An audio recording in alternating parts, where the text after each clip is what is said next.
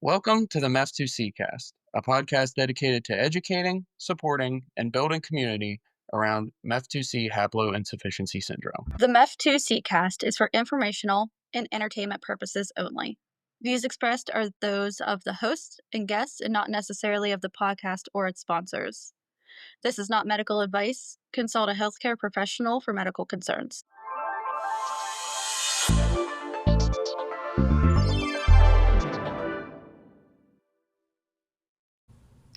Alrighty, hi everybody, welcome to the MEF2C cast. We are here with Richard and Sheila Carter, who are parents to Richmond. Richard and Sheila, how are you guys today? Oh, we're doing great. How are Good. you? We're hanging in there. So, can you guys just start by telling us a little bit about your family, or as much or as little as you'd like? Sure. Want me to? Okay.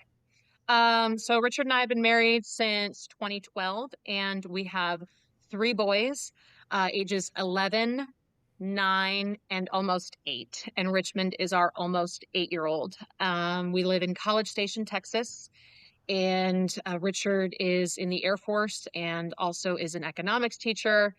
It's a kind of a jack of all trades, and I homeschool our 3 boys, including Richmond. And we neither of us started here. We met in Nebraska. Richmond's life began in Nebraska, but we got down to Texas as soon as we could. And Richard was born here, and it's my home now. Yeah, and I grew up in Texas, and this is where we live now is not that far from where I grew up, about an hour away. And I have family that's just under an hour from us. And we met in Nebraska, was stationed there in the Air Force, and we knew at some point we wanted to come back into Texas, and it took us a little while to get back here. But once we had kids, we wanted to be closer to family, and we had no family in Nebraska, even though we loved it there. Our first 2 boys were born there, and then our third one, Richmond, was actually born in Texas. We wanted to have him here so that way family could help take care of the older 2 boys, and the goal of coming back at some point. So Richmond was actually born here in Texas, and then I guess a month or so after he was born, we went back to Nebraska, something like that. And then, yeah, I guess it was actually 3 months, right? Mm-hmm. Yeah. So, yeah, Richmond's actually born here, and this is where we reside now. Yes. That's great. Thank you so much for your service, Richard. I'm assuming you're an Aggie. That's right. Yeah. Yeah. I'm an Aggie, and that's Yeah, that's awesome. So can you talk about sort of Richmond's path to receiving a diagnosis, what led you guys to pursue it, and sort of how all that transpired? It was a very impactful 2 years leading up to his diagnosis. And in fact, we got our first clue during pregnancy. I had polyhydramnios, which is kind of abundant amniotic fluid. And that was flagged pretty early on in the pregnancy. But my obstetrician just said, your baby's just not swallowing as much amniotic fluid.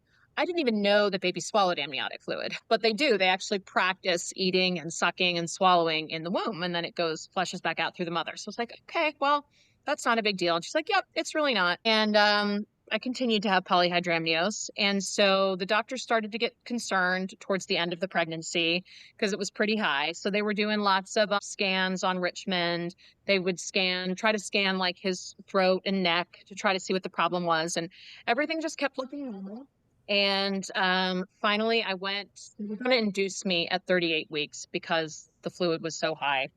And then I ended up having him naturally without induction, with medicine, but without induction. Definitely an epidural at 36 weeks, 5 days. So he was technically not premature, but he was early.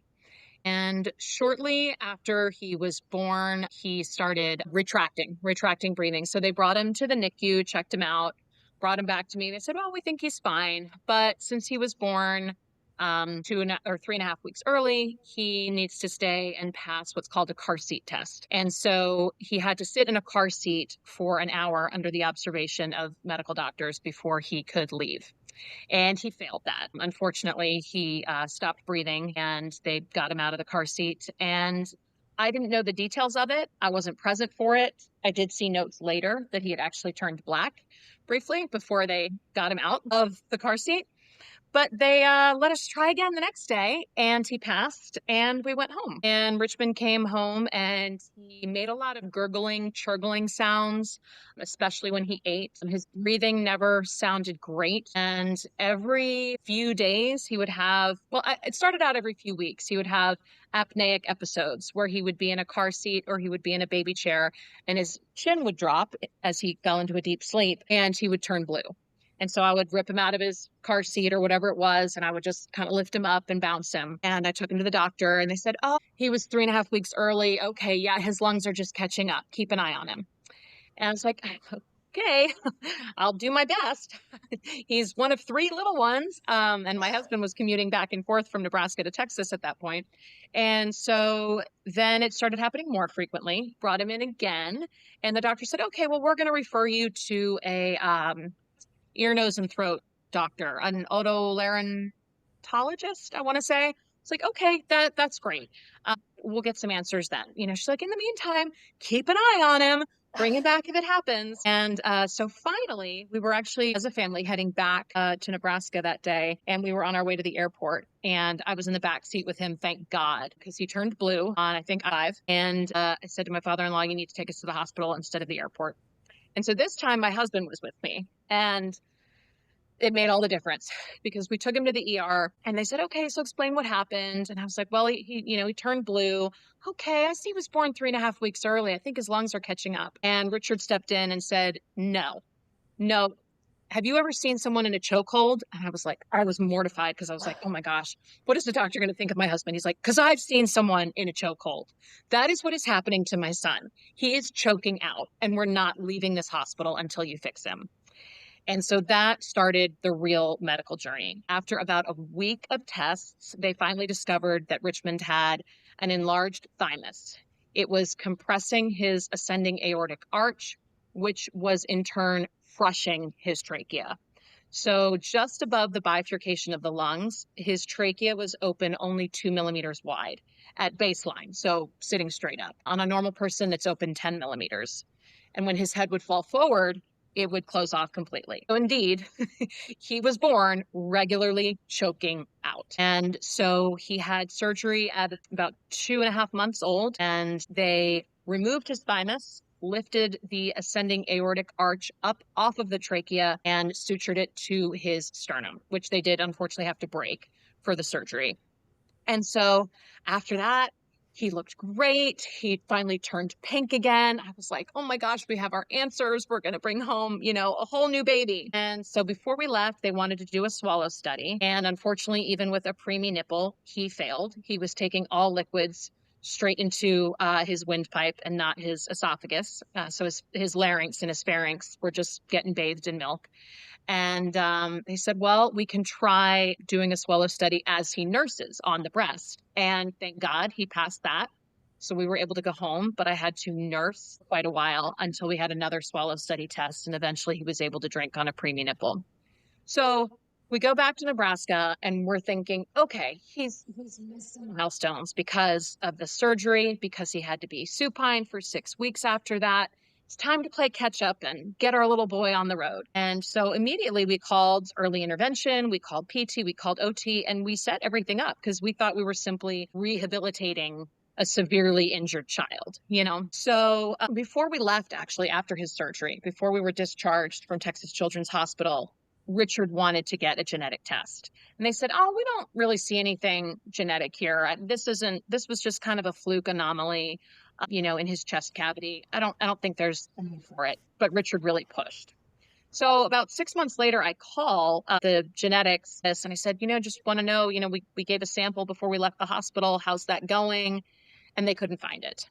So we retested him probably at about 9 months old, did the cheek swab and all that good stuff. And they swabbed us to see if there was anything hereditary. And we were thinking there could be something at this point because it seemed like his developmental delay was just a little more exaggerated. Like therapy and stuff just wasn't working. Nothing was really changing. He wasn't starting to become a normal baby.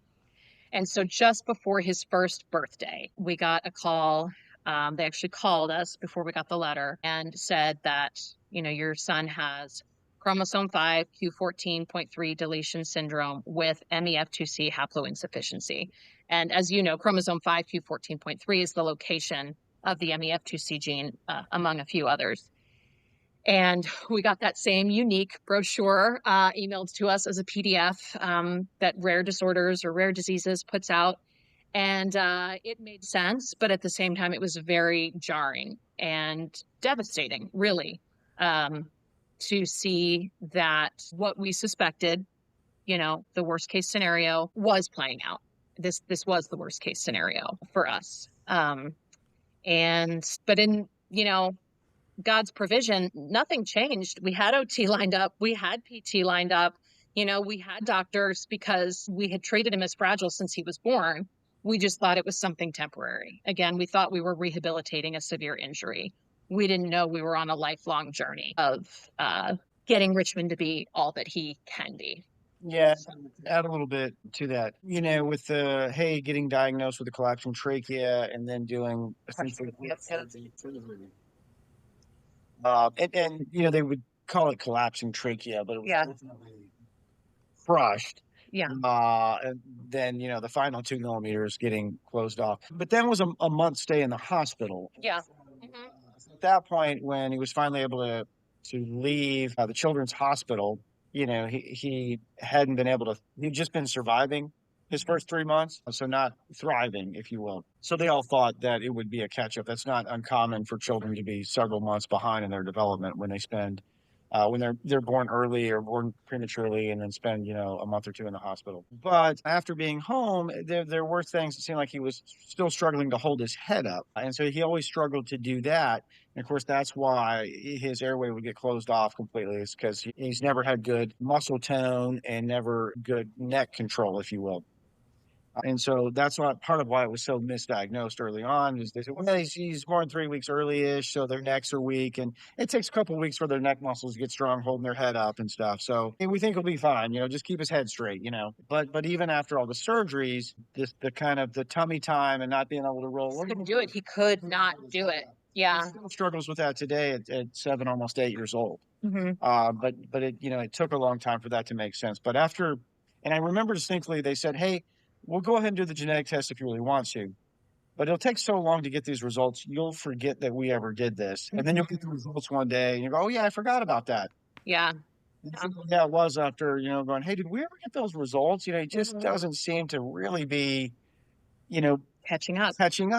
Mm-hmm. And then of course they're like, oh yeah, we lost him. And then we did it again. And that was very hard to hear. And I imagine that's hard for all the parents when they first find out and you don't know what that looks like. Mm-hmm. And the community has grown a lot. We've connected with a lot of other folks, but at that time we had no idea that there was how many other people were out there with that condition or who any of them were. Yeah. And, that's kind of what the geneticists said at the time. They said we would guess maybe less than 100 people have ever been diagnosed with this. I guess how many now are in Facebook groups and things? A couple hundred. There's between 400 and 500 diagnosed cases, roughly, in the world. Yes, correct. Yeah. Part of that number was so low at that time because the technology was fairly new to even diagnose folks. So we don't really know how many people have ever had it before. But yeah, sorry to interrupt again, but we talked to James Kelly yesterday, and they said a very conservative estimate is it's about 1 in 30,000 people is the actual rate of it. That's actually less rare than I probably would have calculated. So 1 in 30,000. Okay. He said there's some cases in China too that, we don't really have access to that data. So the actual true number of diagnosed cases is probably a little higher than we have, but that's what their very rough estimate is. Yeah. And so just to state that again, they think as many as 1 out of 30,000 people have it? Have some MEF2C variation is what he told us, yes. Okay. Yeah. But at the time we didn't know anyone and there was no answer or anything. So it began a journey of really independent research and finding what this was, right? Because they had no idea what his future would look like, really, Yeah. Yeah, I mean, I can imagine, I know how it felt for us, and it's been roughly a year since Leo got diagnosed, so whatever it would have been 6-ish years ago, that Richmond got diagnosed, just that much less information, that would have been really difficult. Yeah. So maybe you said it and I missed it, but so I know you said that his breathing issues were exacerbated by the low muscle tone in his neck, but were the actual structural issues related to MCHS that they know of, or was that just a different anomaly entirely? We don't know. Yeah, we don't know. Yeah, no one ever really knew for sure. And maybe if they start to notice that in other folks as we do these medical histories and compile data. But yeah, it was really no one ever knew why he was born with an enlarged thymus. Yeah. And before that, I didn't remember learning what a thymus was in biology class. You don't hear Yeah. that. Right. Yeah, can you define that for our audience, please?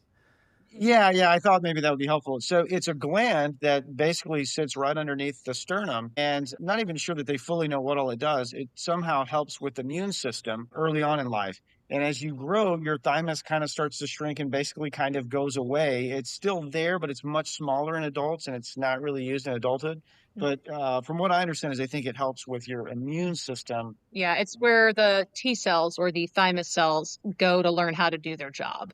Gotcha. So it's very important in early, infancy and infant development. Hmm. So they were able to leave about 5%. 5% of it Hmm. in his body. So Yeah. he didn't go completely without a thymus. Yeah. And then he was followed for a couple of years by immunology, and praise God, he's fine. It's not an issue for him. It was, we think, for the first 2 years. The first 18 months were really rough.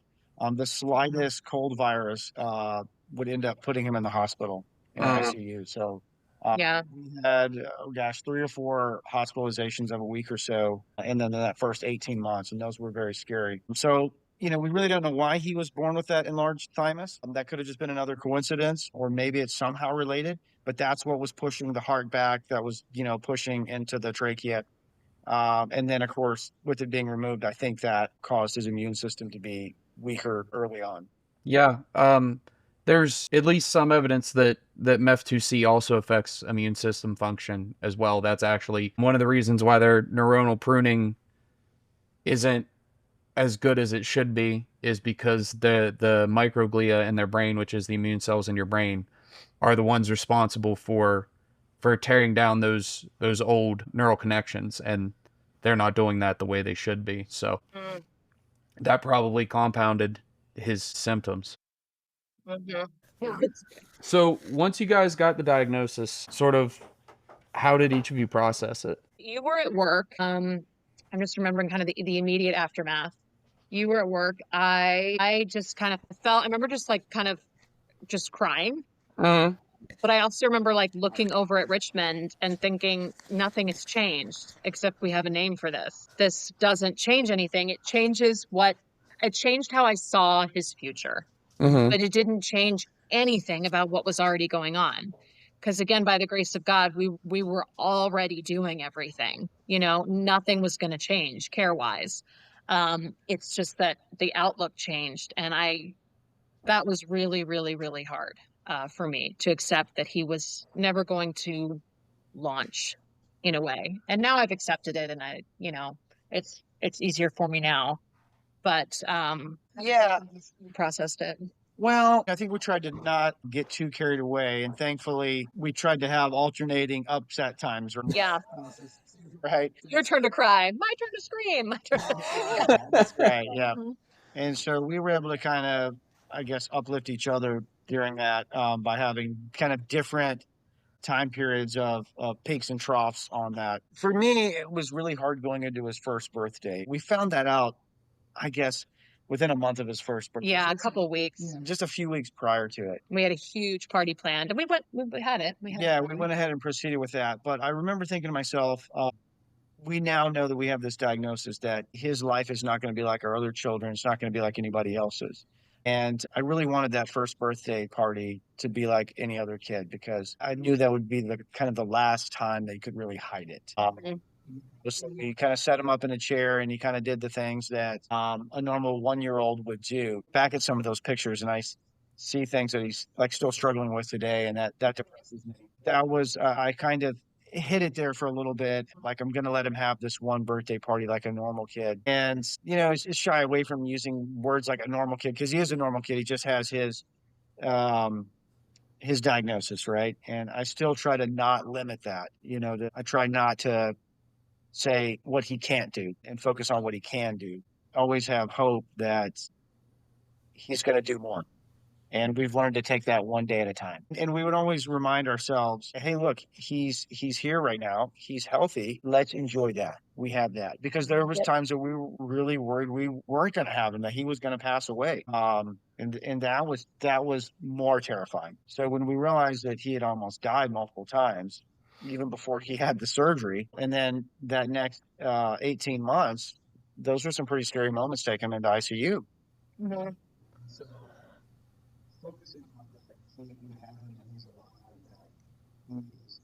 Blessing by who he is, that focus on that, not focus on what he's not doing. Yeah. That helped me a lot.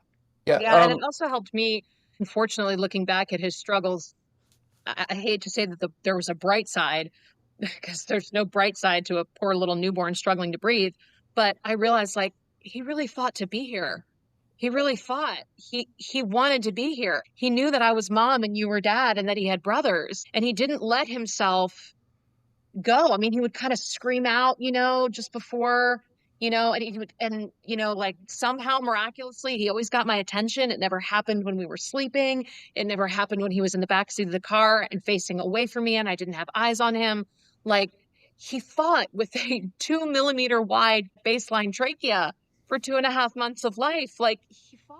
And so we have to fight now because he wants to be here. He wants to be a Carter. He wants to be a Carter boy, and we got to let him and do everything we can. Absolutely. Hey, Richard, can you move just a little bit closer maybe? You were just cutting out the slightest bit when you were talking. No. So normally is when I would ask if getting the diagnosis, like for a lot of people, there is a certain amount of relief in having a name to what was going on, but your guys' situation is so unique because you didn't even, with Leo, he had strabismus and he wasn't hitting growth milestone or, behavioral milestones and things like that. But, with Richmond, it sounds like this just came completely out of left field. Mm-hmm. Yeah. So, I can imagine that it probably wasn't a relief because you guys weren't even considering this as a possibility. Right. Yeah. So once you had processed that, what was your next move forward? Gosh, definitely clinging to your military career so that we could keep TRICARE. And that is why we ended up staying in Nebraska for another 2 years, actually. Richard had been doing reserve work at Offutt Air Force Base. And he's like, okay, the more reserve work I can do, the better our TRICARE will be. And he got promoted and he's, the coverage got better. So that was the focus. It wasn't so much that anything for Richmond changed because, again, we were already rehabilitating him. We thought this whole thing was, again, due to his thymus and everything. So he was already on the rehabilitative track. So now it was like, okay, well, what do we need to do now that we know that this is a forever thing and not an episodic thing? And it was really about your career at that point. Yeah, and we also would do a lot of research, right? Mhm. And in a way, the more information you have, it helps a little bit. Every little extra piece, I think, helps. It's not like this huge victory and like, oh, everything's great now. But the more you can understand it, for a lot of people, that helps them a little bit. Even if you can't do anything about it, at least understanding. Because so oftentimes we ask the question, why? And so I think that every little piece of information helped. Mm-hmm. Knowing that there was other people out there. Oh yeah, plugging into the Facebook group was watershed. Yeah. And one of the hard questions you ask yourself immediately is what is the life expectancy? Yeah. So as you learn more about it, you learn that he can live with this for a long time. We don't know what that end number is. And nobody ever knows that. I don't know what my end number is, but finding out, learning that it's not, necessarily 5 or 12 or 14 like it is for some people's illnesses, right? So that information was reassuring. That was helpful. So we did start doing a lot of research and finding other people and connecting with them. Remember early on the internet searching, found, was it Dr. Stewart Lipton. Mhm. reached out to him very early on. Yeah. Because, I was kind of in a panic, and I, scouring the internet and found this doctor that was doing some research, and I emailed him, and he was gracious enough to actually email me back a really long email. In the middle of the night. Yeah, pretty quickly. And we've never actually met him in person or anything. Would still like to. I don't know where he's at currently with his work, but yeah, getting plugged in and doing that research was very helpful in meeting other folks, and it's growing, and it's still helpful. Yeah, absolutely. Does Richmond have an autism diagnosis or any other diagnoses along with MCHS? He does have other diagnoses, yes, but he does not have an autism diagnosis. He was tested around age 2 or 2.5, and Richmond is extremely social. His eye contact has actually been very penetrating since he was an infant. He commands your attention, and one look at him and you want to give it to him. He's ridiculously cute. But he was just so thrilled to meet the lady who was conducting the test, and he was just smiling at her and looking at her and wanting to touch her face. And she tried to do the test where I guess they ring a bell behind him or something to see if the child will look, and he just kept watching her, and he rotated his head and was looking right behind. He would not well, it was her, it wasn't the bell. He loves people. He's extremely extroverted, and so he would not take his eyes off the woman. And finally they were like, yeah, you'll get the results, wink wink, in a couple weeks. And sure enough, he didn't have it. Now he could be tested later, but they were just like, he's, again, couldn't really accurately test him due to his limited abilities. But they just took one look at how engaged and focused he was on the people around him, that it was kind of, Yeah, and other professionals have yeah, looked at him and talked to him and worked with him, and none of them think he has autism. He doesn't. yeah, yeah. Unfortunately, he does have secondary diagnosis, which we received about 9 months ago. He has Lennox-Gastaut syndrome, which is severe intractable epilepsy. So right now it is under control. Epidiolex has been a godsend for him. He's also on Keppra and rufinamide for his seizures. So he was seizure free for about 5 months, and he recently had some seizures here a couple weeks ago, but we were able to get them back under control.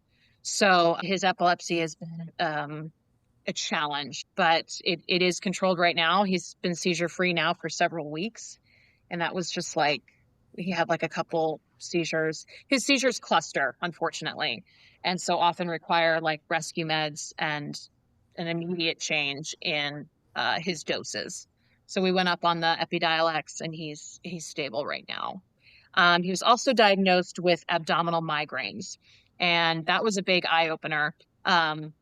He for several years he would get really bad trapped gas. And this is not quite related to the migraine, but it's how we got on the abdominal migraine journey. He Whenever we would give him a lot of his favorite foods, banana, avocado, applesauce, he would get trapped gas. So we're not talking flatulence, we're talking like swollen belly, air is trapped and not going anywhere. And so he does have a G tube, and we were able to vent him, and so that would help get the gas out, but it just kept coming back and kept coming back.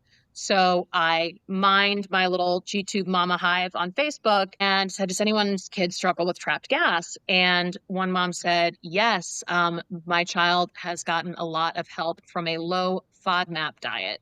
So FODMAPs are fermentable oleo mono and polysaccharides, and they're sugars that ferment really quickly in the gut. Most of us can handle that. Richmond and others cannot. Unfortunately, it takes a lot of very healthy foods off the table. He can't have apples, he can't have pears, he can't have avocado, he can't have a lot of nuts. I felt so bad because we were giving him nut milk. He can't have pea protein. We thought that dairy was the problem. Dairy was not the problem. It was specifically the lactose. And so we put him on a low FODMAP diet, and oh my gosh, different kid. Because we had been venting him every night, just the screaming and the trapped gas. It would be terrible. It would Yeah. start right around supper time Yeah. and go until between 9 and 10 o'clock at night. And Oh it my would- gosh. Yeah. He's constantly kneading his belly, trying to get Milacon into the G button before the next gas attack. It was awful. And so the low FODMAP diet changed everything. However, about 6 months later, the pain started coming back. And we thought, oh my gosh, what could this possibly be?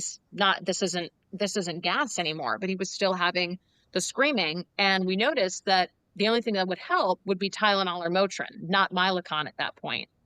So he ended up having like an ileus and was vomiting, and we took him to the ER, and they tracked him for several days, and they monitored him while he would have the attacks. Unfortunately, he needed to have them in a clinical setting so that they could lay eyes on him. And they started like clockwork, and they would happen even when Richmond was on TPN. He was on TPN for 3 days straight. So no food going into the gut. All his nutrition was going in his veins. And yet he was still having this severe abdominal pain. They would start at the same time. Yeah. We're at the children's hospital. And, like I said, they would start around supper time. Well, that was probably around 6 p.m.-ish. Shift change and confusion. And a lot of the doctors, the specialists wouldn't be there, right? You just have like one doctor for the whole hospital and then the nurses. And I'm like, man, you guys got to be here. And then during the daytime, I'm like, well, it really seems fine. You guys think you want to go home today? I'm like, no, it's going to happen at 6 o'clock tonight. And it's going to go till about 10 until he just passes out from exhaustion. The religious doctor was like, this could be a form of migraine. And I'm thinking, migraine in the head? Like, what are you talking? And he's like, well, you can have migraines in your intestines, in your gut. And it turns out we think that's what it was. And they put him on this anti-migraine medicine. It's really helped. Yeah, he's on gabapentin and cyproheptadine for that. And then again, brand new child. I just couldn't believe it. And it really goes back to how MCHS, it is a brain issue. It is brain. Whether, it manifests in other places, but it made sense that someone like Richmond, again, with the epilepsy and the impaired, all the neurodeficits, that would actually manifest in his abdominals too. So, or in his abdominal cavity, I guess. Yeah. So it had nothing to do with digestion at that point. It was all brain. Yeah. And we still adhere to the low FODMAP diet. Yes. Susceptible to getting trapped gas in the upper GI. But yeah, the migraines were terrible. Yeah. So sorry to make a short story long, his secondary diagnoses are abdominal migraines and Lennox-Gastaut syndrome. So the abdominal migraines, is that there's something happening in his brain that there's symptoms manifesting in his stomach?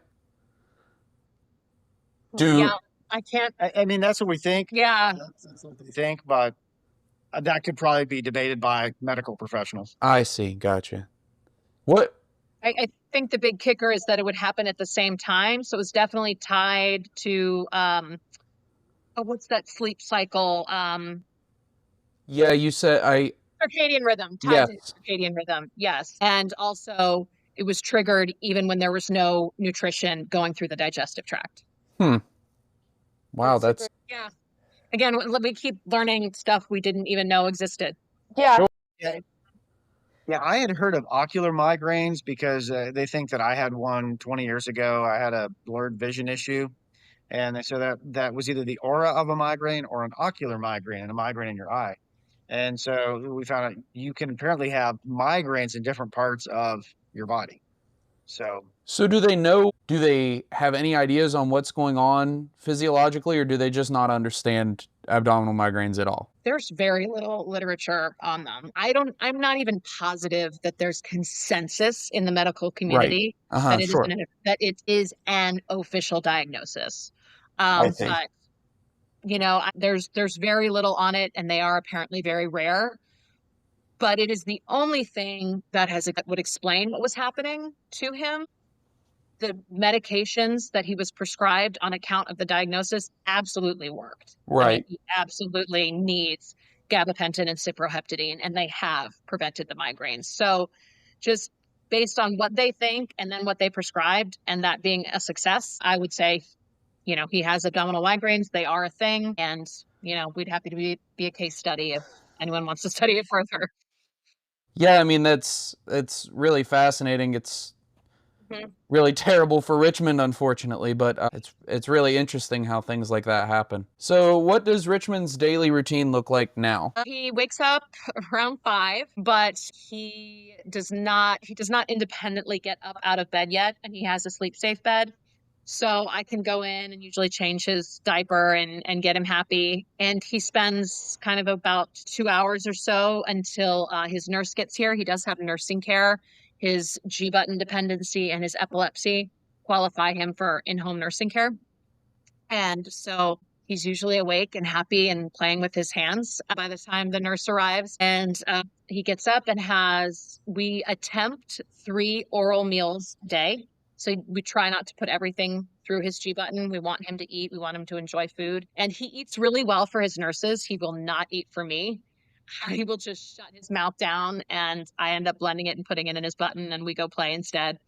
So after breakfast, then he usually naps. He is on some, pretty hefty meds. The Epidiolex, the gabapentin, the cyproheptadine, all of those have a drowsy effect on him. So usually after his morning meds, he needs a nap. Then he gets up usually around 11, and it's time for a therapy, or it's time for tummy time, or it's time in his stander. He also works with the Tobii Dynavox. He's working on, which is an electronic or digital eye gaze board. He works on talking. And then it's oral lunch again is attempted. And throughout the day, he gets milk through his G button, water through his G button, usually one or two of his meals through his G button. And then OT is later in the day, twice a week. And then another oral feed attempt at dinner. And bed is actually like 9:30 to 10. And that's pretty much his day. Again, we homeschool, so it's his brother's around all day, kind of entertaining him and visiting with him and talking to him and playing in kinetic sand with him and stuff. So it's a lot of play with his brothers and things like that. So how does he get around? Does he crawl? Is he in a chair? Or? Yeah, he has a wheelchair. We're working on crawling. And I know that a lot of physical therapists will say that it's, essential for a child to crawl before they walk. But I don't know that he's ever really going to master crawling. He can bear weight on all fours. We have to assist him to get into that position. He can walk in a gait trainer. He has to be very motivated, though. And I mean very. Like, there's got to be piano in front of him. You have to have had press pause on super simple songs, and it has to be his favorite song. So that's the only way he's going to advance to the iPad or the piano or whatever it is. Yes, he wants to go get. Yeah. So he's mobile with assistance, but I don't think crawling. Yeah, I mean, we've been working on crawling for over 6 years. Yeah. Right, yeah. He just doesn't want to, or is it? No, he doesn't. No. Yep. No, and he just can't master enough strength and coordination. Yeah. And he just gives up on it. He's content to just sit there. Yeah. Yeah, he's very happy, like very happy child. And sometimes it's really hard to motivate him because if he can't get to that toy, he's like, well, okay, there's lights on the ceiling. Yeah. I'll look at those instead. Oh, look, my fingers here. I can make them dance. I'll do that instead. Virtually everything in his environment makes him happy. And so if he can't get to the toy and it's requiring too much effort, then his hands or the lights on the ceiling or babbling to mommy is just as fun, Mm-hmm. Yeah. It's tough to see him. Sometimes he doesn't even want to sit upright. He won't position himself. He doesn't want to sit up. You really can't make him. You'll keep propping him up and he'll slump down and kind of fall over and. But he can sit up. He can sit up. And then sometimes he'll sit up for an hour on his own, but if he doesn't want to, he won't do it. Yeah. There's not the tangible motivations that a typical child has. They don't really exist for him. He's just happy, period. Yeah, we've talked to a lot of other guests lately about how kind of the communication issues kind of confound the physical issues, because like I feel like if you could flip a switch and Leo could communicate at an age appropriate level, I could get him to walk tomorrow. if I could just say, like, here's what you need to do, here's why you need to do it, you know, I know it stinks, but it's going to be so much better when you can. I think that would flip that switch. But because you can't communicate with them, it makes it even harder to motivate them in the way that they need to be. You guys mentioned the eye gaze thing. Tell me more about that. We've talked to a few parents and they've, discussed the eye gaze thing, but we haven't really discussed it in detail. So how does he do with that? He does phenomenally well, and he's getting better and better every day. So it's called the Tobii Dynavox, and it's essentially kind of similar to what, who was that scientist? Stephen Hawking. Stephen Hawking, basically kind of like what Stephen Hawking had. And you can kind of imagine that. So Richmond locks eyes with a given image on the screen, and then the word associated with that image is then vocalized by the screen.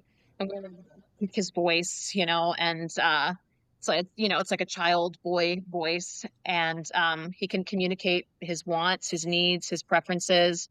He can say hi. He can say, "My name is Richmond." He can say, he can call for me. There's a picture of me, and he can ask for mom. He can ask for dad. He asks for his brothers.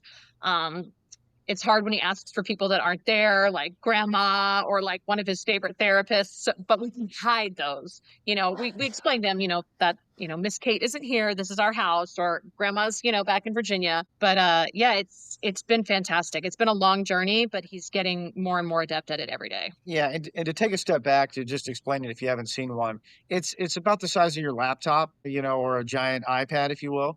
And it's got, I guess, a kind of a camera and some extra sensors on it that will track your eyes. And you kind of do some initial calibrations with it, and it sees where you're looking on the screen by tracking his eyes. And you upload different images to it. So you can put a picture of dad on there, put a picture of me, and then you type in dad. And so when he looks at that, then the machine says dad, or you put a picture of mom, he looks at it. Yeah. Toy. Thank you. You could put his toys in there, and then you could say, Richmond, which toy would you like? And make him make that choice. Because so many times we just give him a toy because we can see he's bored. But if we can ask him questions and make him answer, like, we're not going to give you a toy until you tell me which one you want. He also likes watching videos, and he likes sound and music a lot, right? So he likes these sing-along songs where the cartoon characters are singing, and he'll watch that and giggle and squeal with that. So we'll say, okay, which song do you want to watch? And make him look on there and pick that one. And then we've introduced a lot of concepts through that, like stop and go. So we'll say stop, and then we'll stop the video, and we won't start the video. So we'll have the video over here on, say, an iPad, and we won't press play again until he looks at his screen and he says go. And we've started to have him say please.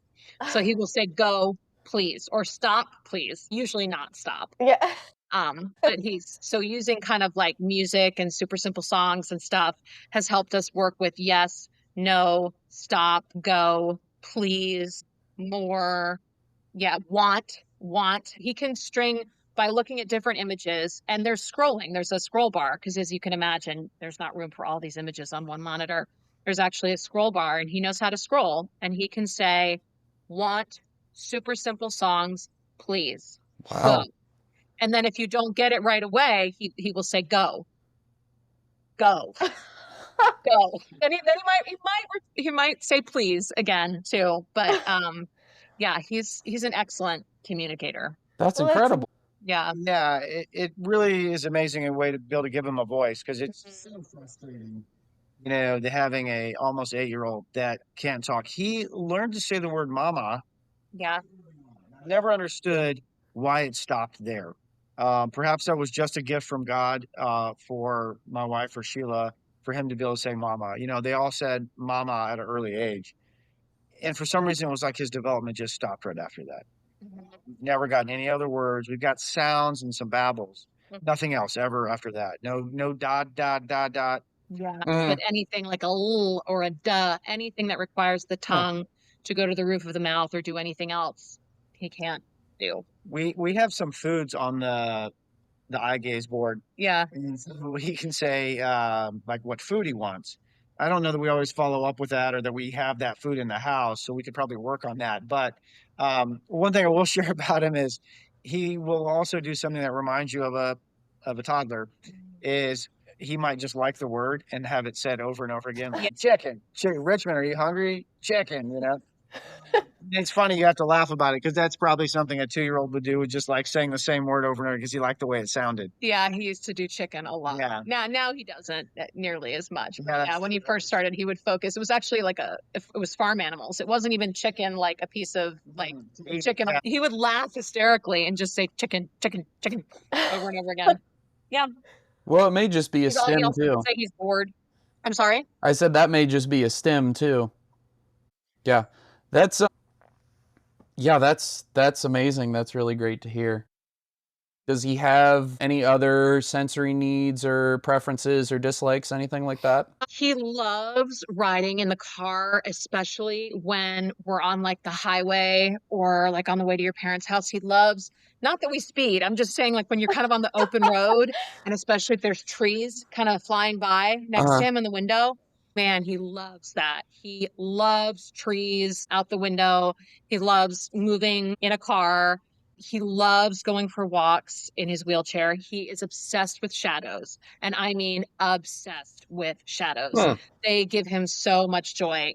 And again, also, if he can find his shadow in a room, you're not going to motivate him with the toy. He's not going to do the walking. He's not going to do the eating. He's like, oh, I found my shadow. And he will just like move his fingers around. Sometimes if he's sitting down and the light's a certain way and he can see his shadow in front of him, he will practically face plant because he's so enamored with his shadow and making it appear and reappear. So yeah, visually, he loves shadows. He loves stripes. He loves like a good geometric pattern. Like if you're wearing stripes, he will just stare at your shirt and smile and kind of want to grab it, or like a checkered shirt, maybe. He loves like kind of order and symmetry in his visuals. He loves a good bass. Like if you're playing music and he hears like that, he will laugh hysterically. He loves a strong bass in a music. He likes to feel a bass. He likes water. He did have a water aversion for a while, which was frustrating for us because we live in Texas and he needs to be comfortable in a pool. He really liked water as a baby, and then he started to hate it. And so our nurse worked with him in the bathtub, just kind of letting him sit there in like a half an inch of water and kind of splashing. And now he's back to loving it, which is crucial for living in Texas.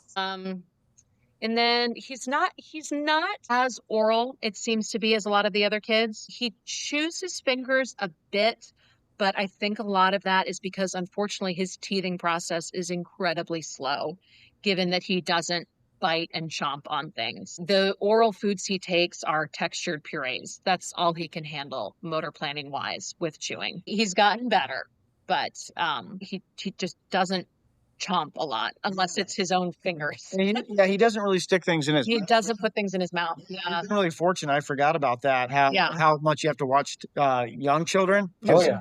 But now thinking back on it, yeah, we're really fortunate that he never had that, because to get stuck in that phase, worry about him putting something in his mouth and choking him, that would be a disaster. Yeah. So lucky that he doesn't do that. Yeah, he doesn't explore that way. I mean, it's a catch-22 because he also doesn't want to bring a spoon to his own mouth. He has no desire to self-feed whatsoever. We're trying, we really are trying. We're working with his occupational therapist, but he's not going to pick up that piece of food and eat it. And in fact, he might have even regressed in that. We look at some videos sometimes, and like a video when you're kind of teaching your kids at 6 and 7 months old, and he was probably a little more willing to do that then. Yeah. At 7 months, and he is 7 years old. Yeah. Yeah. I mean, the oral thing, like I was in the garage with Leo the other day working out, and I had to change his diaper. And so I laid him down on my deadlift platform, and I'm trying to change his diaper, and he's like getting his feet in it and stuff somehow because they're hypermobile, and like trying to reach and grab. And then he reaches over and grabs a rock and pops it in his mouth. And I'm like, now I'm wrist deep in a dirty diaper, and I'm going to figure out how to fish this rock out of his mouth. So yeah, I mean, there's pros and cons to everything, but yeah. We've also noticed Leo really likes, you talked about the bass, that percussive. Yes. Of course, he loves super simple songs. We were talking with Caroline about that yesterday. But he really likes like rockabilly, like anything with like you said, like that real pronounced bass line. Yeah. So that seems to be a through line through most of the kids. Mm-hmm. Does he like rough and tumble play? Does he like to be squished or thrown around? No. No, he doesn't actually. No, I don't think so. Yeah. No. I kind of have to like he's very affectionate. Like he'll kind of like he'll touch your face. He loves to grab mouths. And he doesn't mind being tickled. We call it his giggle box, like right at the base of his neck. He's got a little sweet spot. But like when I pick him up and squeeze him and stuff, it's for my own pleasure, not his. He kind of gets a little tense, leans back, you know. He doesn't actually. That's kind of different, I think, about him than a lot of the kids. Yeah, Leo really likes that, and I've been trying to figure out if that's a Leo thing or a MCHS thing. So that's interesting. $1 million question: how's his sleep? Well, after listening to several of the podcasts, I feel like we're really fortunate. It can be bad, but he almost always sleeps consistently from, I would say, 10 p.m. to 3 a.m. Definitely, definitely not waking up between 10 p.m. and 3 a.m. If he does, he's sick, you know. And 3 a.m., that would be really rare for him to wake up that early, but it does happen. And again, kind of the double-edged sword, he's not independently mobile. So in a way, it's frustrating because you got to keep kind of checking on him and making sure his diaper's dry because you're thinking maybe that's just the magic key. Maybe if I just change his diaper, he's going to go back to sleep. You go in, it's bone dry, but he's just, flailing. But he's happy when he wakes up. He's not, he's ready to go. If you took him out of bed and took him to the library, he would think, yeah, it's about darn time. But at the same time, he's content with his fingers and grabbing his sheets, touching the walls of his bed. Again, if he finds a shadow, he's just going to be thrilled. So I would say he doesn't sleep or he doesn't slumber perfectly, but he does stay in bed through the night. And I'm so sorry for all the other parents out there whose kids don't, but he does stay in bed. He just requires, Yeah, I mean, he can't, his bed is very safe for him. It's got, these rails, walls on it, if you will. Yeah, it's called a sleep safe bed. Yeah. And it's really the safest place for him. And he's happy there. Yeah. And that's the bottom line is really he's happy in that. We have to remember that if he wants to be awake in that bed, that's his spot where he's probably the most comfortable. He doesn't have to worry about his trunk control and, anyone asking him to get up on all fours and do tummy time or, he knows he's not gonna have to stand up in there. He's like, this is where I just get to let my core do what it wants to do and giggle and laugh at the ceiling fan. That's another thing he loves. Oh, he loves a good ceiling fan. If you've got a ceiling fan anywhere near you, he will find it and he will lock on it. And he doesn't get fixated. He doesn't get transfixed, again, like some kids could. He just really likes it and smiles at it and it makes him laugh. Yeah, he's not in a trance that he can't break out of. He's just enjoying it. Yeah. Yeah, and so we have to remember that and that if he's happy in there, that's okay that he's awake. I guess the only thing that he would maybe rather do is if he could turn on a TV and watch it. We're not going to let him do that at 4 a.m. What is he like socially? Oh gosh, he's very social. I call him the most extroverted, nonverbal person you will ever meet. He loves people. I mean, truly, he would take a person over a toy any day of the week. He loves people. He loves to be spoken to. He loves to be giggled with, sung to. He's been that way ever since he was a baby. I mean, if you held him in your arms and took a cell phone call, he would start fussing, he's just he just wants to connect with people. And so that's been a real gift. Yeah, he does. And there's times I think I see it in him that he wants to talk to you. He just can't. He wishes he could, I'm pretty sure. Because he makes some noises and says some things, but they're not words, right? Yeah. And, gosh, I think he wants to talk more than he wants to walk. Yeah. I don't think Yes. he cares to walk. Yeah. He wishes he could talk, I'm pretty sure. He looks at you and makes noises, but he can't. But I just don't see that same level of effort and sitting up, crawling, walking.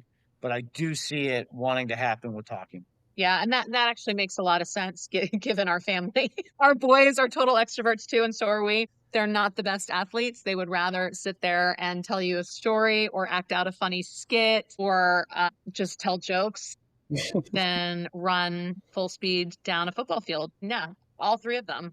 That makes a lot of sense now. He's a lot like his brothers in that way. He's much more motivated by kind of talking to you than athletic aspiration. I'm not sure where they get that. I like to move. Yeah, you'd think being from Texas, I thought you guys were born with a helmet on. Are there any therapies or interventions in particular that you think have been really impactful that you want to tell other parents about? Absolutely. The G button. That has been an absolute savior for us. And I realize that not everybody needs it, but the first year of Richmond, 2 years of Richmond's life, were such a struggle to get him to eat. It was so hard. He just really was not interested. And then when he would get sick, it was nearly impossible. So every time he went into the hospital, he would get a nasal gastric tube placed. And finally, after, fourth trip to the hospital, it was right around Christmas, like his second Christmas. They said, if you would just be comfortable going home with a nasal gastric tube, you could probably avoid a lot of hospital stays. And I was like, oh, I hate that idea, but yeah, I really don't want to spend Christmas in the hospital. So we brought him home with the nasal gastric tube, and we kept trying with feeding therapy, kept trying to get him to eat. And finally, after 8 months, we opted for the G button. And actually, his oral intakes rocketed after that. Because we were finally giving him adequate nutrition. We were consistently getting his meds down. We were consistently hydrating him.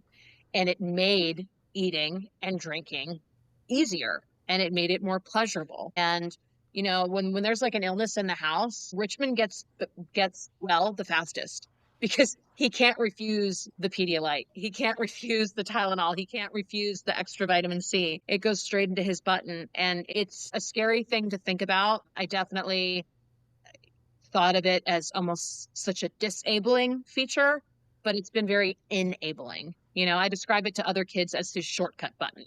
It's just his shortcut button. It allows him to skip his mouth. He's getting all the same food and all the same water that everybody else is. He gets to bypass his mouth. He gets a shortcut. And we, MEF2C parents, need all the shortcuts we can get. So if a doctor has suggested it to you early on, it's not my medical advice. Embrace it. Don't be afraid of it. It's actually very empowering and it was a real gift for Richmond and our family. Yeah, early on he was a little underweight, and so we were really trying to get him the calories in, but we just couldn't. And then, of course, that was really exacerbated when he would get sick. Yeah. Not enough hydration. Lose like 5 pounds. Yeah, and so it was really hard for me to accept getting one because it was like accepting defeat. Yeah. Because we kept thinking he's going to get better at eating. He's going to get better at eating. We just thought we needed a little more time. And then also it can kind of freak you out, the idea of a hole that's, there that you're just going straight into your stomach. But looking back on it, I still don't think about that's a hole going straight into his stomach. And that is still a little weird, but it really helped him a lot. And it really has been a great thing. So try not to be afraid of it. Get over that stigma if you need it. Because it really helped him in so many ways. All these medicines we would never be able to give him, never would be able to take all those no way. needs, right? Otherwise, his life would be terribly miserable. Yeah. He didn't have the anti-seizure meds, the gabapentin, to stop the migraines. So, gosh, his life would be horrible if he didn't have it. Yeah, I would definitely say the G button. Also, the Toby Dynabox has been amazing. It's really unlocked autonomy for him. It's been phenomenal. Definitely his stander. It sounds simple, but just having him stand in the middle of the room and be at eye level with everybody around him. I love it when he's in his stander. It's like he's so much more a part of everything. You don't have to get down on the floor with him, or seat him safely, on the couch with pillows around him, and then be careful where you sit because then you've knocked the pillow over and he could fall. It's just, hey, Richmond, there you are in your stander, and the sleep safe bed. I was gonna say the bed is also huge. Yeah, the sleep safe bed has been a godsend. Yeah. Yeah, he was having to try to stay in cribs. Yeah. it was really hard to get him in and out of that Yeah. because you would need to put him in something with pretty high Rails. sides or rails so he wouldn't fall out. But then you're really struggling to bend up and over. This sleep safe bed has a whole side of it that folds It's like a down and panel folds that up. folds down and folds up. Yeah. And that was actually one of the biggest things I think, Yeah. well, easy to overlook, but that helps the caretakers tremendously, the mom, the dad, the nurses, be able to put him, and then for him to have a place that he really enjoys, that he's safe. Yeah. Because anywhere else we sit him, we have to really keep an eye on him. We have to put padding all around him to make sure, because one, he could have a seizure and hit his head and hurt himself that way, or he'll just Give out. He'll just give out. And Especially if his diaper's wet. That's the big tell. Like if he's sitting up and playing in his corner and then he slumps back and like, oh, he's wet. Like he will just wait. He will just give up on everything and wait till you come change him. So yeah, it's just a nice, safe place for him. Yeah. Haley and I both have chronic back injuries, and it's definitely because Leo's a big boy, and Yeah. heave-hoing a 30-pound child in and out of a crib without trying to wake him up is pretty hard on the lumbar spine. But, the other thing that stood out to me is you talking about his stander. I think even at Leo's age and other parents we've talked to, anything that helps your kid more closely approximate a normal experience, they seem to respond really well to. Even if you think it's really trivial, I'm spacing on specific examples in Leo's case, but I know that anytime he can do something that just makes him feel more involved with everybody, he loves it. So yeah, I think a really important way to look at things like a stander or a gait trainer or a wheelchair is that they are enabling devices. Yeah. I've always looked at them when I see someone in a stander or a wheelchair. I thought, oh, that person has a disability. No, now it's flipped. Oh, that person's been enabled. Oh, that person got enabled. Oh, that's great. That's an enabling device. That's not, it's not the mark of a disability. It's the mark of now a new ability. They've been enabled, not disabled by that, whatever device that is. Yeah, that's a really great The perspective. wheelchair gives him, enables him to be moved around, or enables him to stand. The Tobii Dynavox enables him to communicate a little bit, to talk, to voice some things. So really think about them as, enablers.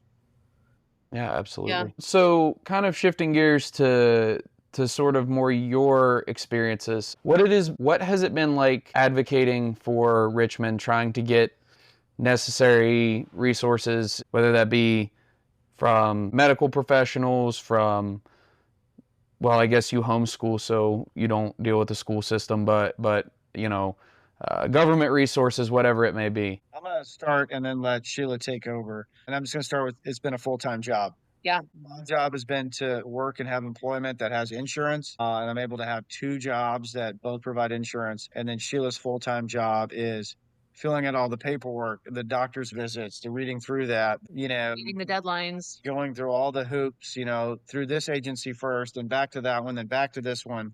And so I'll let Sheila talk more about it, but I just want to say it's been a full-time job for her. Yeah, it's been a challenge. One of my main jobs is literally like secretary. There's an incredible administrative burden that goes along with raising a child with special needs. And I think at the outset, it's kind of like people will bring to your attention another resource or another resource or another resource. And you're like, yeah, I don't have time. I can't. That's great. If you can get that person on the phone that you're telling me to call and you can hand me the phone and have them right there, then I will take on that administrative task. But I found myself just drowning in the phone calls and all of that business. And it's gotten easier.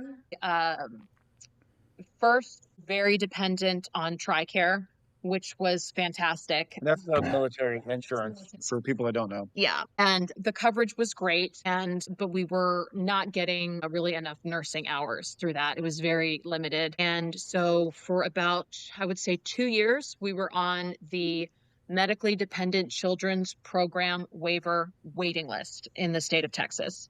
And after 2 years, I got a phone call that his name had come up, and I was thrilled and very excited because I knew that was going to open more doors for him.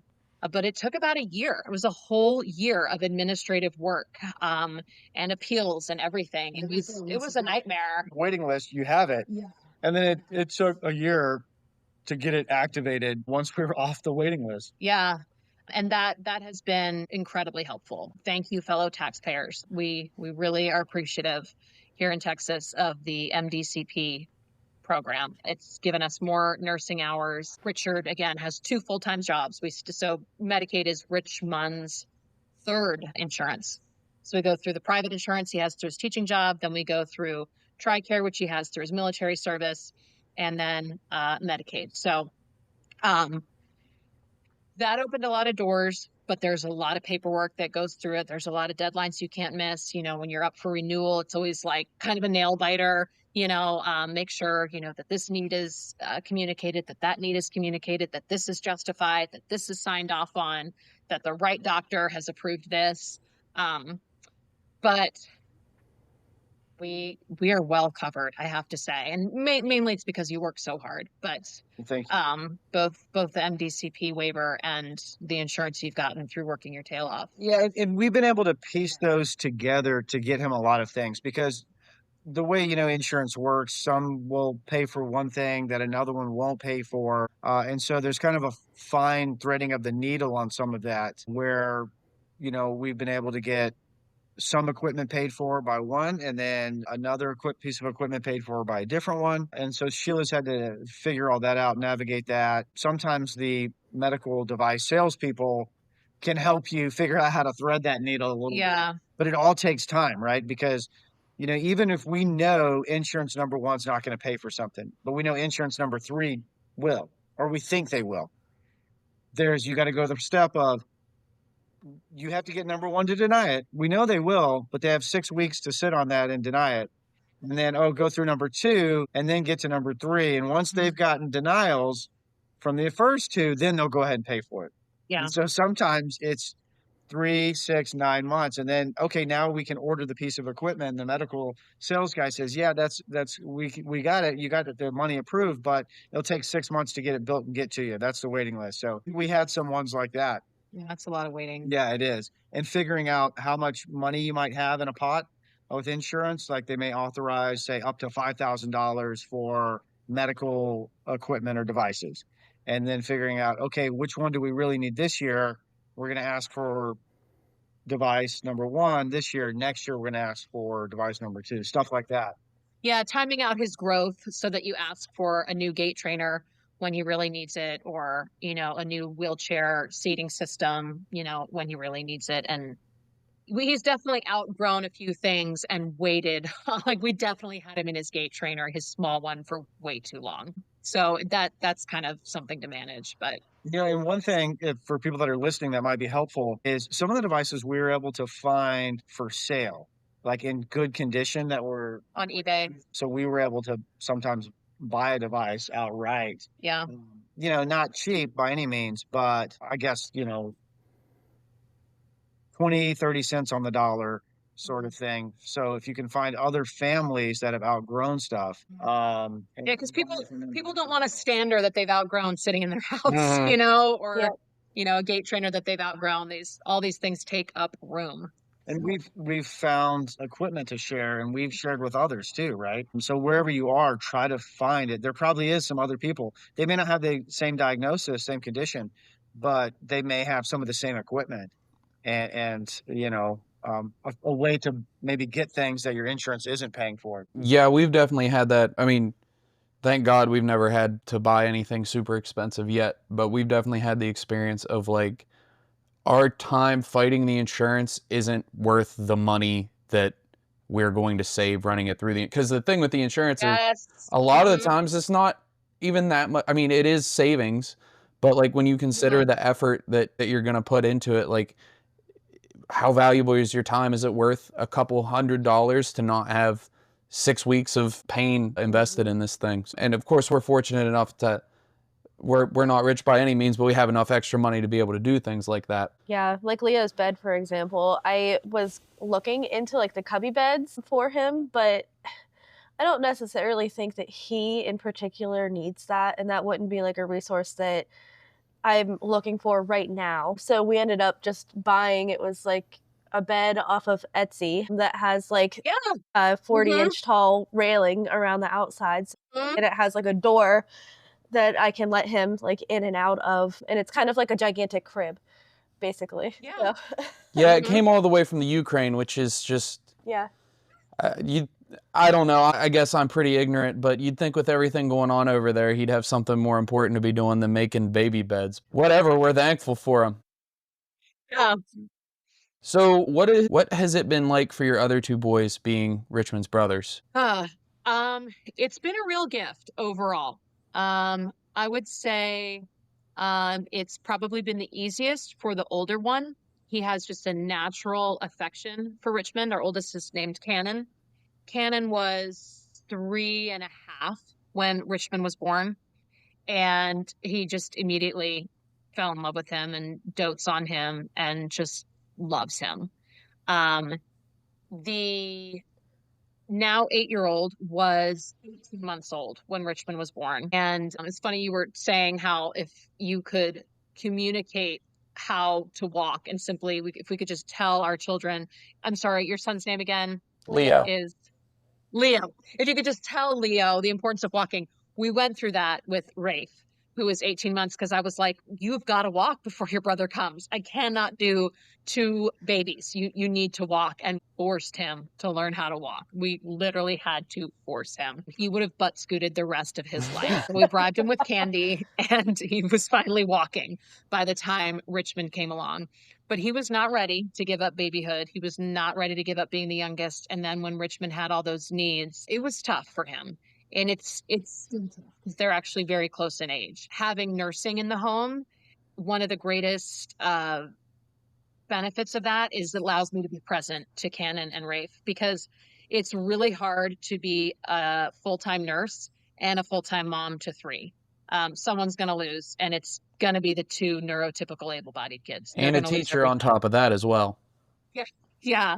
I will say my sister-in-law helps a lot. My sister-in-law comes and does math and language arts with the boys. So props to her, which is also very helpful. But yeah, it's impossible. And again, it's the kid who's going to die if you don't give him the attention, who's going to win out every time, sadly. And so that was really hard for especially the younger one when they were young. Yeah, the middle child. Yeah, the middle one, the younger of the 2 older. Yeah. But he's doing much better now. And he loves Richmond and loves to be affectionate with them. And he probably plays more with Richmond than Cannon does. He really loves to play kinetic sand with him. He loves to play Play-Doh with him. They will both walk over and watch VeggieTales with Richmond. It's like he's kind of their excuse to slip back into that world without looking like they've slipped back into that world. But the looks on their faces, I mean, they will get mesmerized, sometimes even by super simple songs. Like, it gives them kind of an excuse to be little. Yeah, that's right. Yeah, it does. And overall, they're really good, and it hasn't been too big of an issue. They could complain about it more for sure. Yeah. They do. Yeah. It's just maybe a little harder for the middle one because of that age. He was still ready to. He was not ready to not be the baby. Yeah. So I think there would have been tension there, even if Richmond had not had any diagnosis. Yeah. That's a good point. Yeah.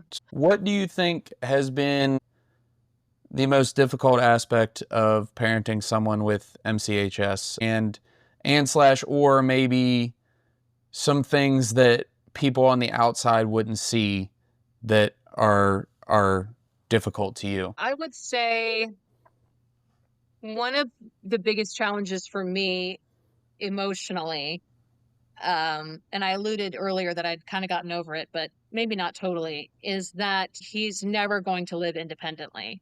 I'm watching my other sons grow up, and we have plans for them and they have plans for themselves. And I always cringe when I hear parents say, "Oh, enjoy every moment. They grow up so fast." No, not all of them do, actually. He's growing up very, very, very slowly. And I think developmental delay is a bit of a misnomer, excuse me. Speaking of misnomers, is a misnomer because it implies that eventually they will catch up. If someone is delayed, it means they're late. If you're delayed for a meeting, you're going to get to the meeting. You're just delayed. And it implies that the development is all going to fall into place one day. And sadly, it won't. He will keep developing, but he will never develop into a normal, typical, independent adult. And I think that's kind of the hardest thing for me. It's also difficult when, we'll be like wheelchairing him through the airport, and people will see him and he'll look happy and they'll say, "Oh, I wish I could ride like that." Do you really? Because he'd love to walk if he could, and we sure wish he could. Yes, it's fun that he's childlike, and yes, it's great that we have a wheelchair and we can push him through airports and that he's kind of got, fun toys, but he's also almost 8 years old, and we would really love to see him develop from further along from where he is. And he will, he certainly will. But as I said, he'll never launch. That day is not coming. And so his adulthood and his growth look a lot different. So that's kind of hard for me. I wrestle with that internally. I will say it's also very physically hard. Richmond is 54 pounds now and completely immobile. He has to, we do have a Hoyer lift. His nurses use a Hoyer lift, but I pretty much pick him up because it's just fastest, but it is starting to take a toll on my back. And I always joked like, oh, as he gets heavier, I get stronger. Well, eventually you get to the point where that tips out of your favor and is not true. So I would say the physical demands of carrying an immobile child, and also a child who's not necessarily cooperating. He won't just sit on your hip and wrap his legs around your waist and his arms around your shoulder. He will not sit up on your shoulders safely. I mean, sometimes he is stiff as a board and refusing to be carried, but you have to. And he's 54 pounds of resistant weight, not clinging, hugging child, trying to make it as easy for mommy as possible. Yeah, absolutely. And everyone that's picked up a child knows that, right? Like when the kid throws himself back or something, even if it's a 10-pound kid, you're like, oh, because the weight didn't go with you, it went against you. And so that is really scary. We take it day by day, but it's pretty intimidating to think about what does that look like in a few years from now when it's 75, 80, 90 pounds and we're getting older. We're not, I'm not young. I'll say that. My wife is, but I'm not young. And so that's scary to say, what does that look like a few years down the road? Because I don't know what that looks like. The other part that's really hard, we mentioned going through the airport, and we tried that too many times. And we really can't do that anymore. Yeah, flying with him is a nightmare. We like travel. We want to be able to travel. I want my other two boys to be able to travel, but that window is kind of closing, and unless he can get a little bit better, we're not sure we can really ever take him on long vacations. Mm-hmm. And we're not comfortable. Well, we don't even really have the ability to leave him with somebody that could care for him around the clock. And so we're not sure if we'll ever be able to take vacations as a family, really. I don't want to deny the other two boys opportunities to see different parts of the country, to maybe see different parts of the world. That was very important to us. But if we do that, it'll have to be with just one parent, not both, unless Richmond can really get a lot better. When he was younger, a lot of the devices that we would push him in would look like a stroller, and you didn't get any help or sympathy because people expect, hey, you've got a baby, you push him in a stroller, take care of your kid, kind of your baby. So you don't necessarily get like the handicap accessible benefits. Like we wouldn't get, close parking, or we wouldn't get assistance in the airport. TSA wouldn't help you. They said, no, he's got to come out of the stroller. You got to carry your baby through. And we're like, well, this isn't really a baby. This is a disabled child. You wouldn't say that. Yeah, and he's going to flail backwards in my arms. Yeah. Okay. TSA, you wouldn't tell someone in a wheelchair, get up, you've got to come through this thing, or somebody's got to carry you through. So we've had tough moments there where people didn't understand that this is a person with a disability. This isn't just a lazy child or a really large baby here. So we were ultimately able to get, disabled, like handicap parking placards for the car, permanent plates. and some things like that. If we go in a wheelchair that looks like a wheelchair, they're starting to recognize that.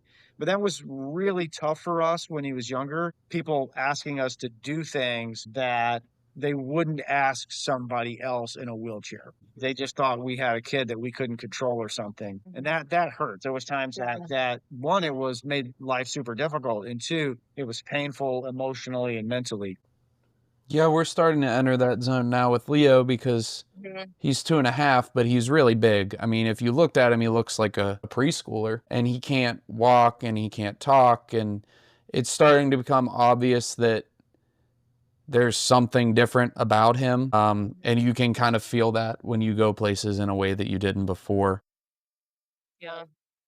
But at the same time, his behavior would lead people to think, well, maybe it's just a really big baby. You know what I mean? So it's a strange line. But, in talking about the physical stuff, I've had a fairly physical lifestyle most of my life, and I like to work out and stuff, but it really put it in perspective after having Leo, how important. And I'm not trying to preach to anybody. I know there are people with way more responsibilities and children and things than I have that don't have time to take care of themselves physically. But you need, if you're going to be a parent of someone with MCHS, you need to be strong. There's just no way around it. So I think that's a really important thing that not many people talk about. So. Especially your core. If there's one thing you have time to work on as a busy parent, it's your core. Work on your core, Pilates or, plank every day, whatever you can do so that you can stabilize your trunk while you carry your child. You have to pin it down. Pay attention to your core. What do you think have kind of the flip side of the previous question? What do you think have been the most positive things that have come out of being Richmond's parents? Oh my gosh, there's too many to name. It's been a very, if I can speak freely, it's been a very religious experience for us. We're both Christians and love the Lord. But having Richmond be our son, it's like having Jesus in your own house. Because he is completely innocent, just totally innocent.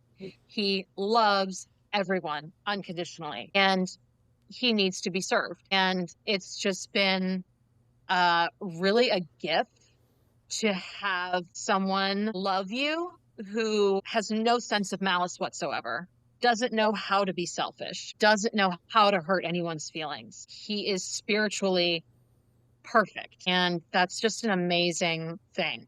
He's our son and he is spiritually perfect. It's just a real gift and an honor. And also, I would say the friends he's brought into our lives, because people just want to talk to him and meet him. Some of our best friends, we met them at church, and they're like the one family we always have every year at his birthday, because they just adore him. People just see him and he sees them. He will just lock eyes with people. And I just can't tell you how many wonderful people have just come right up to us and just said, well, hi, who is this? I just couldn't walk past you without saying hello to this little boy. And he's made us half of our friends. People just want to be around him. And it's really amazing. I guess it's pretty much impossible to talk to Richmond and not smile. Yeah. And he has a way to make everyone smile. And I'm not sure how that is or what happens there, but he does. And that's a real gift. And, he's a gift to the world in his own way. Everybody has some kind of gifts that they contribute, and he brings happiness to folks, whether that's they look at their life and think, I don't know what it is that they think, whether, hey, whatever bad day I'm having, it's not that bad. Let me take some focus off myself. And by meeting Richmond and seeing him, I'm not sure what's going on there. Maybe it's spiritual, maybe it's all the above. Yeah, as Christians, we are called to see the face of Jesus in everyone. And sometimes it's really hard. I imagine someone looking at me doesn't see the face of Jesus very often. But you look at Richmond and it's so easy. It's just so easy. He's just the easiest person to love. And he loves you right back. He really does. I mean, he does love back in his own way. the way he smiles at you, the way he looks at you, the way he reaches for you. Yeah. And he never really complains, which is amazing. He has a way to always be content, and that's one thing he teaches us.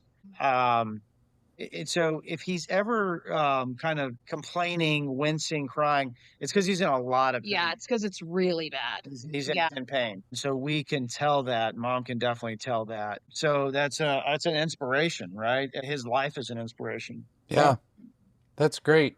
Yeah, so if I could take a few minutes to philosophize a little bit. First of all, the comparison you made saying that he is Jesus like really struck me. I would very loosely define myself as a Christian. We don't go to church. I went on and off with my parents growing up. I know the main stories in the book. That's about it. Yeah. But that's a really interesting, because even if you look at the Bible just from like a even if you just use Jesus as like a sort of conceptual ideal, they really embody that in a way that that few other people do. We've been talking to several people over these days, and I'm interested in the school of philosophy called Stoicism, which basically is like, everyone is, and in other shows I use the word burden, and I didn't mean that in like a negative way, and now I'm wishing that I didn't, but everyone has some sort of burden in their life, and the value to be gained out of life is through willingly shouldering that responsibility. But the thing that occurred to me earlier today is that it's also a call to adventure. And this isn't my idea, these are other people's ideas. I was just finally put the things together while I was working out earlier. These kids are an opportunity to have incredible adventures in your life. And like you were talking about your friends, like, we talked to people from James is from the UK, his wife is from Spain, opportunities that I would have never imagined would have been possible a year ago, that have opened up for us. So, I struggle to obviously MCHS isn't a good thing, but there are a lot of good things to come out of it. So, yeah. What advice would you give to parents who are just receiving their diagnosis? I would say there's nothing about your child that has changed. Congratulations, you have a name. You have a name for this now. And that's good news, because nothing has changed. You know your child, you've seen the symptoms, and they have a name, and there's a community. You are better off today with that name than you were yesterday without it, because nothing about your child has changed. You are now informed. You are now enabled, and your child is enabled. Your child is more enabled today, now that you have the diagnosis, than they were the day before. It truly is good news that you have a name. Yeah, that diagnosis is not a condemnation. That's not something that you have to get stovepiped or pigeonholed into. There is a lot that's going to happen. So, keep hope. And everybody's story is going to be a little different. Everybody's going to have a little different struggles. Everybody's going to have different successes. And so don't let it define you. Just let it help guide you and be a resource, right? And understand there's a lot of other people out there, and get plugged into those as quickly as possible, and then help others. And I would say sit back and watch the miracles, because they're coming.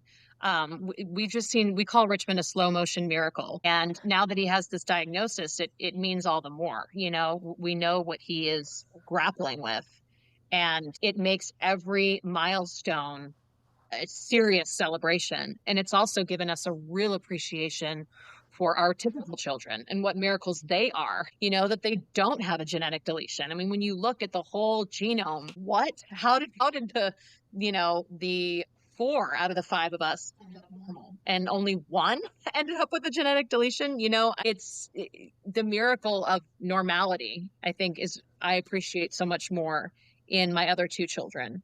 And again, knowing what Richmond is facing with the absence of the MEF2C gene, seeing all the things that he can do has really been amazing. Yeah, we've really seen a lot of miracles along the way. The fact that he lived that first month, 2 months, yeah, and didn't die, was a miracle. So there's been a lot along the way. Look for those. They are there. You will see them. I want to mention a couple other things that are maybe a little more pragmatic. Be your child's advocate. Don't be completely afraid or intimidated by the medical professionals. Most of them don't know this. There's not enough kids with it, right? So they can't give you definitive answers. Don't get completely discouraged by that, but keep hounding them, keep going back and making them treat your child. Find out what it is that's really wrong. And we've seen that with Richmond, right? With the migraines. So many of his things, it took 3 or 4 times or maybe more going to the doctor saying, that didn't work. I don't think you're really listening to me. I don't think you really understand what I'm communicating to you right now. Appreciate what you're saying, but you need to appreciate what I'm saying too, sir, ma'am. Be that advocate to get your kid those resources. Don't be afraid to be that. And there's a lot of things you can do as well. That's so as the dad, I really kind of play that role, stress that when I need to come in with a heavy hand, I do. He does. Yeah. And so you will need somebody to be that at times, whether that's really going to bat with the insurance companies or with the doctors or whoever that is. You know your kid best, right? You're the one observing them 24/7. So make sure you communicate those needs, what you're seeing to the doctor. Kind of give it a sanity check. Also, like on a lot of the things, realize that you might be able to do it yourself. You might be able to, like with medical equipment, it's oftentimes super expensive because it's medical. And yes, it might be a little bit better quality or grade, and there's maybe some good reasons why it's more expensive. But a lot of times you can get something in the meantime that's not certified medical. We talked about the bed, right? That's cheaper that you can get your kid. Today we were just looking at building our own little walking rail. Yeah, parallel bars. Yeah. Because he does really well on parallel bars walking at PT, at physical therapy. So we were looking into getting some. Well, they're insanely expensive. So we bought a $5 instructional PDF and watched a YouTube video. And you're going to go buy some PVC pipe. And he and my sons are going to make parallel bars for Richmond. You know, the PVC pipe goes a long way. Yeah, we'll just make that this weekend, or maybe it takes us 10 days or something. I don't know, but yeah, we'll do it for I guess $50 or something. So there's a lot of those things like that you can do, and or somebody can help you do it. If you can't do it, there's probably somebody in your neighborhood, your church, wherever. Someone needs an Eagle Scout project. Yeah, an Eagle Scout project. Don't be afraid to ask for help with that, right? And if somebody has some woodworking equipment, I mean, they're gonna be pretty mean if they tell, like, yeah, I can't help out a disabled child, right? Like, make them say no to that, right? Because they're like, yeah, I can help you if you buy the materials. Yeah, most people that have those kind of skills are overjoyed to have an excuse to do those kinds of things too. So, like, even independent, having a disabled child is a bonus on top of that. But yeah. Absolutely, right? Yeah. So don't be afraid to ask for those things. And let this, part of the journey, the invite to be on an adventure, let that be letting other people help you in a way, right? And building community, right? They're going to get joy from that. Let them have that joy, right? Let them do that good work for their fellow man. And so take, I guess, courage in that. Use that as confidence and hope that you can do these things. Don't let it overwhelm you, because people will help you along the way. You can't do it by yourself for sure, right? Let those other people, invite them in with you on that journey. And also, I would don't ever believe anyone when they tell you, especially if they don't have children with special needs, that God only gives special children to special parents. That's a load of bunk. We are not special. We were not given Richmond because we were born with superhuman powers. We were not born advocates. We were not born able to carry a 54-pound wet child across the room. We were not born with those capabilities. He has brought those capabilities out of us. Your child will bring it out of you. I remember one time a mother friend explaining to me how her son was born with all of these extreme food allergies, and she had to hand make all of his food for years. I said, I don't know how you did that. And that was before I had Richmond. And she said, well, he's my son. And that was her answer. You have to. And so I just did it. He's my son. It's not that we're special. It's that Richmond's our son. So don't think, God, no, God didn't make me to be a special needs parent. I'm not one of those people. You're not, but you are your child's parent. And so the abilities will be pulled out of you, and you will have them by virtue of being their parent. Yeah, and you'll be a way better person because of Yeah. it. That's right. You'll rise to the occasion. Right. Yes. Yeah. That's what I'm trying to say. You'll rise to the occasion. Yeah, and Richard, I think your advocacy point is a really important one, and just to kind of add to that, I think it's important that people understand that doctors are just people. They're not these infallible, like, monuments of the medical community or whatever. There's a bell curve of doctors like anything else. There's some really good ones, there's some really bad ones, and most of them are decent. And that doesn't mean you should argue with everything your doctor says, but don't be afraid to ask questions. Don't be afraid to push back. Or, sometimes I feel like I kind of sound kind of stupid with the things that I ask or say, but I want to make absolutely sure that I understand what is going on. And if you don't think that doctor's a good fit for you, go find another one if you can. I know sometimes that's limited with insurance and things, but don't be afraid of someone just because they have a medical degree, I guess. Amen. Yeah. Yeah.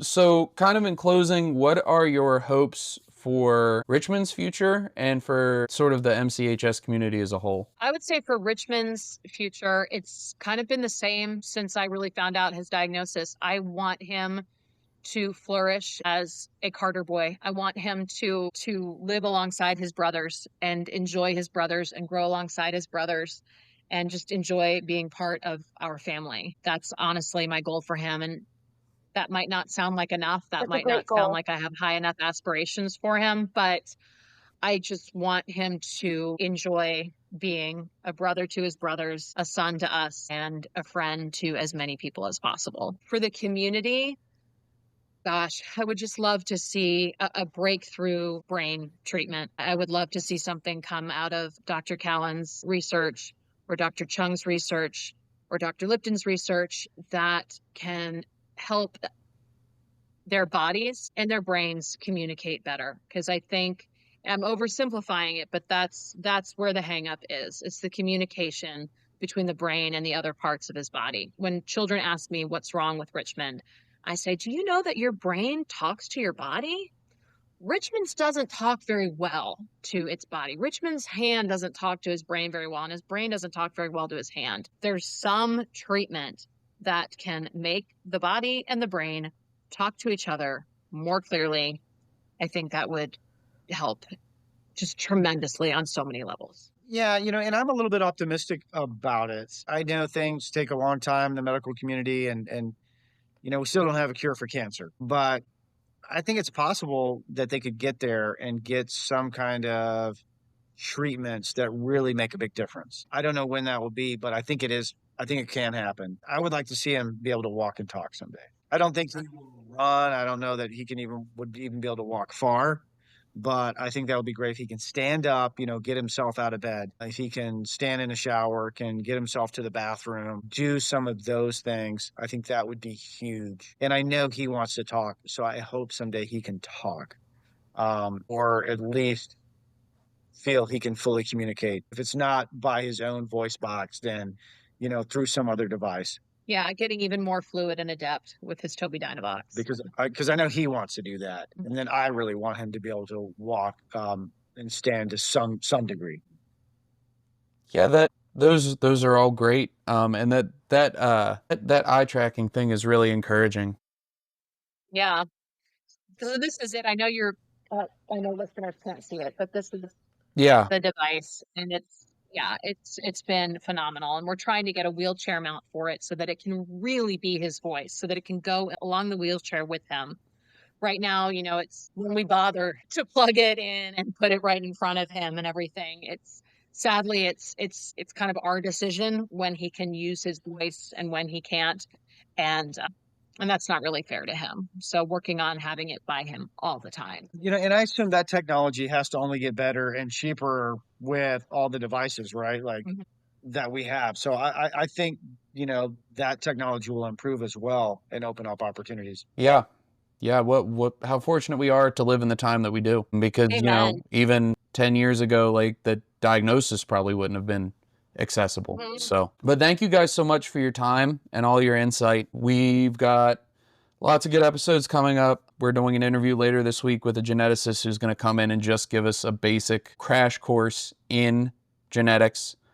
She actually spoke at the Boston conference, if anybody was there and heard her. And we've got various other experts coming up, some really great parents. So as always, listeners can contact us on Facebook at our Facebook page, or email us at mef2cast@gmail.com. And thank you so much to you guys, and thank you to our listeners.